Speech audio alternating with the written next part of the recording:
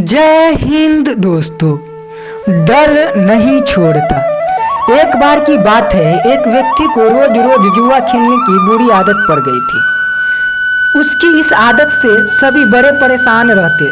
लोग उसे समझाते भी, बहुत कोशिश करते कि वो ये गंदी आदत छोड़ दे, लेकिन वह हर किसी को एक ही जवाब देता, मैंने ये आदत नहीं पकड़ी, इस आदत ने मुझे पकड़ रखा है।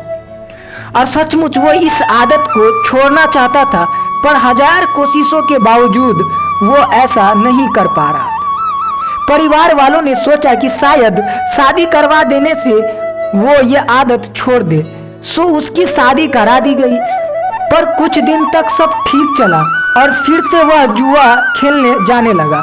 उसकी पत्नी भी अब काफी चिंतित रहने लगी और उसने निश्चय किया कि वह किसी न किसी तरह अपने पति की इस आदत को छुड़वाकर ही दम लेगी।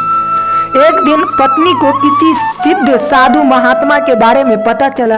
वो अपने पति को लेकर उनके आश्रम पहुंची। साधु ने कहा, बताओ पुत्री, तुम्हारी क्या समस्या है। पत्नी ने दुख पूर्वक सारी बातें साधु महाराज को बता दी।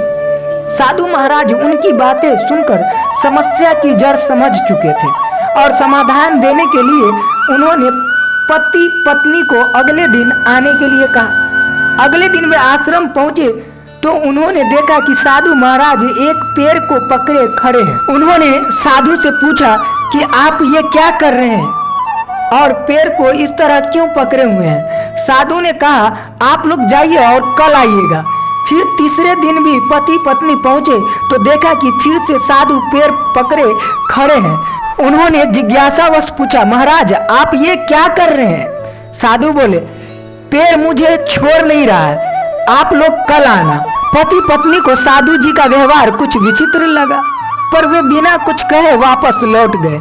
अगले दिन जब वे फिर आए तो देखा कि साधु महाराज अभी भी उसी पेड़ को पकड़े खड़े हैं। पति परेशान होते हुए बोला, बाबा आप ये क्या कर रहे हैं, आप इस पेड़ को छोड़ क्यों नहीं देते।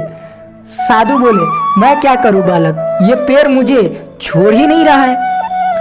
पति हंसते हुए बोला, महाराज पेड़ को पकड़े हुए हैं, पेड़ आपको नहीं, आप जब चाहो उसे छोड़ सकते हैं। साधु महाराज गंभीर होते हुए बोले, इतने दिनों से मैं तुम्हें क्या समझाने की कोशिश कर रहा हूँ, यही ना कि तुम जुआ खेलने की आदत को पकड़े हुए हो, यह आदत तुम्हें नहीं पकड़े हुए है। पति को अपनी गलती का एहसास हो चुका था।